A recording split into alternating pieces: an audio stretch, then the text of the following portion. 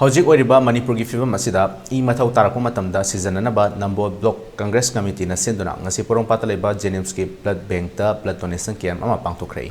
Committee asigi member kayana blood donation tawkhi. Pangthokhiba blood donation camp asigi matangda Nambol asigi hanagi minister su oiramlaba N.Loken na phongdorokpa wafam.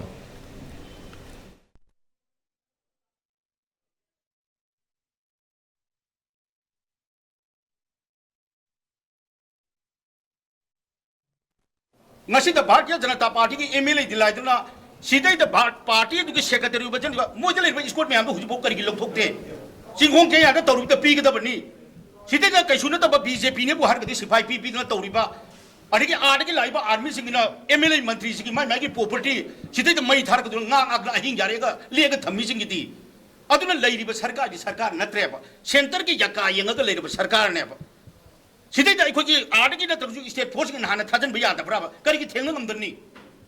aduna moi ki di ana haira ko poto aad ki kulu kunba lepu pota thanglai ki phibam da leiba sarkar ne ba aduna somain ka sason to bududi aikhoi rai ki toruba moina ikai je ba manipur ki praja myam da jo ai rai ki wala ne ka na thoga ngang do siguma mayam ju urba matam di aikhoi da kwai da ki ikai ba poe ba aduna hojik da moina lo sing boda chalam da ki matam da information biu adu da do telephone lai da ba kam di lomi ji da kala da pau pi tare